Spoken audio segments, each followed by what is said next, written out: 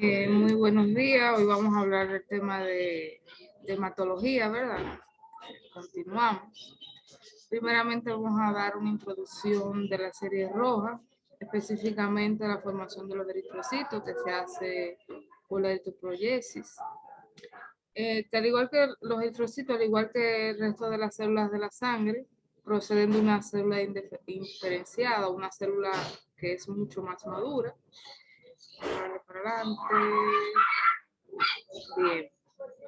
Entonces, el progenitor eritroide más primitivo que se ha cultivado se llama unidad formadora de columnas tempranas eritroides. Aquí está en la pantalla.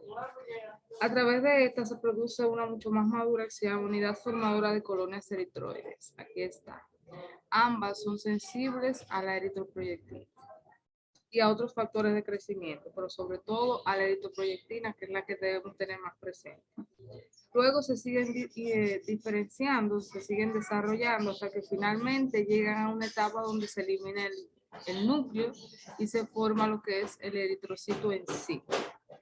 Este proceso de la formación y la diferenciación de los eritrocitos pues ocurre normalmente en el adulto en la médula ósea. En el feto este proceso ocurre en el hígado, en el vaso, en la médula ósea, a partir del cuarto mes de nacimiento.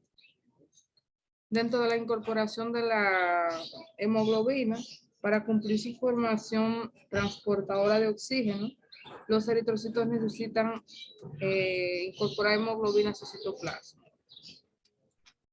Además, necesitan sintetizar el grupo hemo, donde está incorporado el hierro.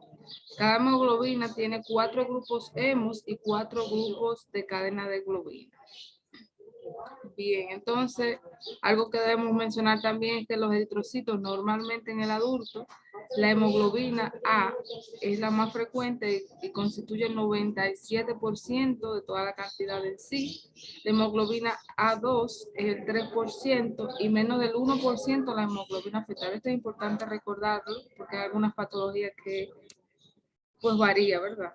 Entonces, continuamos con las anemias, que se define como la disminución de la masa eritrocitaria. En la práctica clínica, se habla de anemia cuando se produce una disminución del volumen de los eritrocitos medidos en un hemograma, donde hay alteración en el número de eritrocitos, en los hematócritos o en la concentración de la hemoglobina. Estos 3 factores deben estar alterados o uno de ellos alterado para que hablemos de una anemia en el paciente. Entonces, dentro del volumen corpuscular medio de los hematíes que se lee en el hemograma, según el tamaño, o sea, la estructura del eritrocito, puede haber una anemia microcítica que es menor de 80, normocítica entre 80 y 100 y una macrocítica mayor de 100. Vamos a hablar de la anemia microcítica que suele acompañarse de hipocrómica, ya que el tamaño del eritrocito está disminuido en aquellos casos donde hay una disminución de la cantidad de hemoglobina, que hemoglobina es un sinónimo de cromía, por eso es hipocrómico. Entonces, hablamos que está en la pantalla, cuando hay disminución de la superficie de la membrana en eritrocitos, la anemia más frecuente de todas las microcíticas es la anemia ferropénica, o sea, por una disminución de hierro. Cuando hay disminución del contenido, o sea, de la cantidad de los eritrocitos, la más frecuente son las disminuciones de las globinas o llamadas talasemias. Recordemos que la globina es un sinónimo de hemoglobina en sí. Luego tenemos las macrocíticas, que están aquí abajo también, que ocurren por 3 causas, ¿verdad? En sí, las anemias macrocíticas son tamaños grandes de los eritrocitos mayor de 100. O sea, la causa más frecuente son las anemias megaloblásticas, aquí está. Y su causa común de las megaloblásticas son la disminución de la vitamina B12 y el ácido fólico. También son producidas por secundarias a quimioterapias, aquí aparecen las aplásicas, las anemias aplásicas, y porque cuando existe una pérdida, una disminución de su contenido, hay una sobreproducción rápida, por eso hay macrocítica, y cuando hay un sangrado activo en el paciente, esto es pregunta del examen, y cuando hay anemias hemolíticas. Otra forma de hacer un diagnóstico importante es hablando de los reticulocitos, que son los precursores de los eritrocitos, que en condiciones normales se encuentran en la médula ósea. También, como dije, se pueden hacer con ellos un diagnóstico diferencial muy distinto cuando hay una anemia con números de reticulocitos altos y bajos. Cuando están altos, hay anemia regenerativa, nos referimos a una anemia macrocítica. Cuando hay una pérdida de su contenido que puede ocasionar una hemólisis o un sangrado agudo cuando está en el paciente. Recuerde, cuando está elevada los reticulocitos, hablamos de macrocítica en un proceso de una hemólisis o un sangrado activo en nuestro paciente. Cuando hablamos de reticulocitos disminuidos o en niveles normales, y por regenerativas, nos referimos a una microcítica. Puede ser por una anemia plástica medular o aplasia medular, un déficit de hierro, o anemia ferropénica o un déficit de vitamina B12 o ácido fólico, o nos referimos a la anemia de talasemia. Bien, aquí está mucho más explicado cuando una anemia, se hace un hemograma, cuando es microcítica, hay un déficit de hierro del paciente, que es ferropénica, una disminución de globina, hablamos de talasemia. Cuando es macrocítica pueden haber otros factores que pueden hacer disminución de ácido fólico y vitamina B12. Hay lesiones, hay enfermedades sistémicas y hay toxinas. Bien, entonces, síndromes anémicos. Los síntomas se deben fundamentalmente a la inadecuada oxigenación de los tejidos. Por tanto, la disminución de la hemoglobina se traduce a una palidez en la mucosa, a la piel y a la mucosa. Esto es lo más importante de saber del síndrome anémico, que se va a reflejar en la mucosa y en la piel. Obviamente, muchos más síntomas, pero este es el más importante para que comprendamos los demás. Entonces, dentro de la anemia ferropénica, podemos decir que se produce por déficit de hierro y es la más frecuente que presenciamos en la consulta. Entonces, dentro del metabolismo del hierro, esto es importante saberlo dentro del metabolismo. El hierro se encuentra en los alimentos. El hierro se encuentra en los alimentos, se presenta mayormente en su forma férrica. Y por acción del ácido clorhídrico en el estómago pasa a su forma más reducida, que es hierro ferroso, que es la forma más química soluble, capaz de atravesar la membrana de la mucosa intestinal para poder distribuirse en todo el organismo. Ojalá esta explicación que le acabo de dar la puedan entender, porque hay patologías que alteran este proceso. Bien, dentro de la etiopatología tenemos 3. Esta disminución del aporte del oxígeno, que es por inadecuada dieta de los alimentos. Está también la disminución de la absorción, o sea, cuando el paciente tiene una acloridria. Este es uno de los procesos que altera lo que acabo de explicar. Sobre todo, también tenemos que tener ojo en los inhibidores de la bomba de protones, que también ocasionan una acloridria, una mala o un mal mecanismo del hierro en el estómago.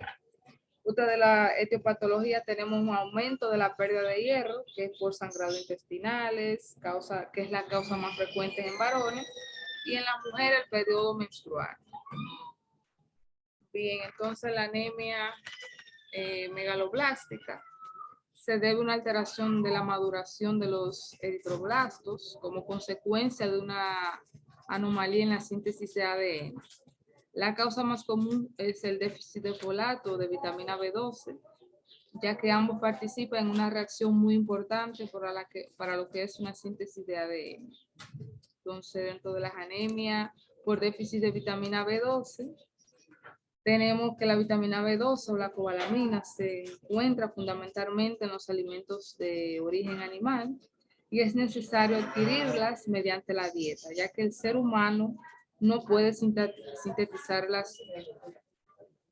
Entonces, dentro de la clínica, por anemia de déficit de vitamina B12, tenemos alteraciones digestivas y neurológicas. Esto es bueno tenerlo en cuenta también.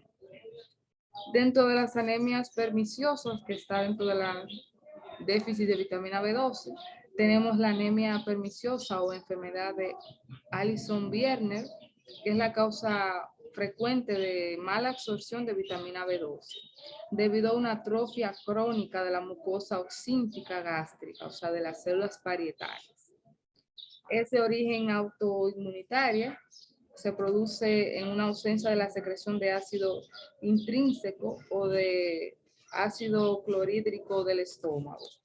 Dentro de la clínica, además de los síntomas propios del déficit de vitamina B12, se dan síntomas propios de la enfermedad, como es la disminución de la absorción de hierro debido al ácido clorhídrico y a la clínica de los posibles trastornos autoinmunes relacionados. Entonces, la anemia por déficit de folato, todavía seguimos en anemia megaloblástica. Anemia por déficit de folato es la causa más frecuente de anemia megaloblástica. Esto hay que recordarlo, dentro de las anemias megaloblásticas tenemos la anemia por déficit de folato y dentro de las más frecuentes por causar anemia por déficit de folato está la megaloblástica. El tratamiento obviamente es corregir el déficit y sabemos que el folato también puede administrarse a todas las mujeres en edad fértil. Bien, entonces pasamos a la anemia hemolítica. Se denomina hemólisis a la destrucción de los eritrocitos, que si es superior a la velocidad de la regeneración medular, pues produce anemia. Según la causa de este tipo de anemia, se debe a un déficit propio de los eritrocitos o a una acción externa contra el mismo eritrocito, clasificándose en anemia hemolítica intracorpuscular o extracorpuscular. Cuando hablamos de intravascular o intracorpuscular, se produce una destrucción del eritrocito dentro del aparato circulatorio. También son de causa hereditaria. Y cuando hablamos de una hemólisis extravascular o extracorpuscular, es cuando ocurre en el vaso. Esta también una de sus causas principales es la adquirida, ¿verdad? Que no son enfermedades en sí propias de ella, sino que se adquieren. Dentro de la etiopatología, es importante mencionar que como consecuencia de la destrucción de los eritrocitos, se produce un aumento de la LDH sérica y aumento de la bilirrubina indirecta en el suero. Dentro de las anemias hemolíticas congénitas, se conocen tres causas. Déficit de la membrana eritrocitaria, dentro de las membranas del eritrocito, enzimatopatías o trastornos del metabolismo del eritrocito o déficit de hemoglobina. Dentro de la déficit de hemoglobina podemos mencionar que existen trastornos de la hemoglobina con defecto de la síntesis de globina o talasemias. La disminución, ¿qué podemos mencionar de esto? Que la disminución de la síntesis de cadenas beta o beta talasámica es frecuente en el área metropolitana, Oriente Próximo o en África. Mientras que una disminución de la síntesis de cadena alfa o alfa talasemia es frecuente en Asia. Esto ha salido en el examen, así que por eso lo acabo de mencionar. Dentro de la anemia de células falciformes, que también son causa de anemia. Entonces tenemos las anemias de células falciformes, que es una anomalía congénita hereditaria de las hemoglobinas, siendo las hemoglobinopatías más frecuentes en nuestro país. Se caracteriza por de los glóbulos rojos en forma de haz o media luna, para adelante, en forma de haz o media luna y anemias crónicas causadas por la destrucción de los mismos eritrocitos. Las anemias hemolíticas adquiridas son causadas por hiperesplenomegalia, ¿verdad? Hemólisis químicas, alteraciones metabólicas, traumas en los eritrocitos y parásitos. Dentro de los parásitos más frecuentes está la malaria. Esa es una de las más frecuentes y la más usual que vamos a oír mencionar. Dentro de las anemias aplásicas, es una enfermedad de la médula ósea que se caracteriza por la presencia de una disminución del tejido hematopoyético que es sustituido por grasa. En ausencia de un tumor, una fibrosis o cualquier otro proceso que se acompañe de disminución de las células sanguíneas en la sangre periférica. Dentro de su etiología tenemos aplasia congénita o adquirida. Dentro de las adquiridas son las más frecuentes. Dentro de ellas se pueden distinguir pues primaria y secundaria. La primaria ocupa el 50% de los casos. Son causas desconocidas e idiopáticas. Y las secundarias son secundarias a algún proceso conocido que ya tiene el paciente que provoca este tipo de anemia. Dentro de los criterios de gravedad de la aplasia está la moderada, la grave y la muy grave. Dentro de la moderada tenemos una hipocelularidad menor de 30%. En la grave, menor de 25%, y en la muy grave, menor de 25 más neutrófilos disminuidos. Bien, entonces dentro de la hemostasia, que es el siguiente tema, tenemos la hemostasia primaria y la secundaria. Se trata de la respuesta, la primaria se trata de la respuesta inmediata a la ruptura vascular como consecuencia de una acción propia del vaso sanguíneo y de las plaquetas. Este proceso, cuando hay una hemólisis primaria, ocurre en dos: una fase vascular y una fase plaquetaria. Dentro de la fase vascular tenemos una vasoconstricción o una contracción miógena de la pared vascular por lesión directa al vaso. Entonces tenemos una fase plaquetaria donde ocurren tres procesos: una adición plaquetaria, una activación plaquetaria y una agregación plaquetaria. Dentro de la adhesión plaquetaria, las plaquetas, déjame ponerlo aquí, lo voy a ir explicando por la imagen que tengo aquí. Las plaquetas se van uniendo al colágeno subendotelial expuesto a un traumatismo. Aquí está. A través del grupo glucoproteína de la membrana plasmática IB y el mediador del factor von Willebrand o factor B o el mediador BW, que es sintetizado por el endotelio. Aquí está. Entonces está la activación plaquetaria y luego está la agregación. Entonces, dentro de la hemostasia secundaria, también llamada plasmática, coagulación propiamente dicha, su finalidad es la formación de coágulos estables de fibrina. Coágulos estables de fibrina para hacer un tapón plaquetario. Entonces, dentro de las alteraciones plaquetarias en sí, hablamos de la trombocitopenia, que es la disminución del número de plaquetas por debajo de 100.000 plaquetas. Cuando es inferior de 50.000 plaquetas, facilita un sangrado posquirúrgico. Y cuando hay trombocitopenia por debajo de los 20.000, de las 20.000 plaquetas, se facilita un sangrado espontáneo. Entonces, dentro de la etiopatología de la trombocitopenia, tenemos hipoproducción de plaquetas, déjame dar para adelante, hipoproducción de plaquetas, que es trombocitopenias centrales, o disminución de la supervivencia de plaquetas, que es la trombocitopenia periférica. Dentro de las Dentro de la hiperproducción de plaquetas o trombocitopenias centrales tenemos disminución del número de megacariocitos o una trombocitosis ineficiente.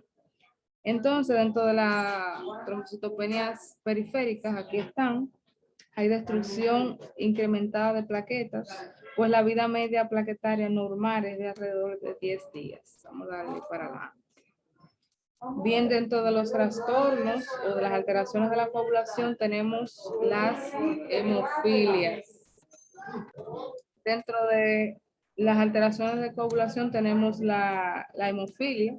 Está la hemofilia A, que se trata de predisposición hemorrágica hereditaria, que es la más frecuente dentro de las carencias de los factores de coagulación. Tenemos que es un trastorno ligado al cromosoma X, que contiene los genes para la síntesis del factor 8. La enfermedad se transmite de mujeres portadoras a varones. Los varones no transmiten la enfermedad. ¿Qué debemos recordar? La hemofilia se transmite con patrones de herencia ligada al cromosoma X, por lo tanto la producción de la padecen los hijos varones y solo las mujeres son portadoras. La hemofilia B o también deficiencia del factor 9 o enfermedad de Christmas, al igual que la hemofilia A, está ligada al cromosoma X, a diferencia de la deficiencia del resto de los factores, suelen ser trastornos autosómicos recesivos. Entonces, dentro de la terapia anticoagulante, tenemos la heparina, que presenta un factor anticoagulante en relación con antitrombina 3. Tenemos también los anticoagulantes orales, que podemos mencionar los antivitamina K. Entonces, ¿qué podemos decir de las transfusiones sanguíneas? Se debe a transfusiones de eritrocitos del mismo grupo A, B, O del receptor, y si no es posible, entonces eritrocitos contra el plasma del receptor que no tenga AC.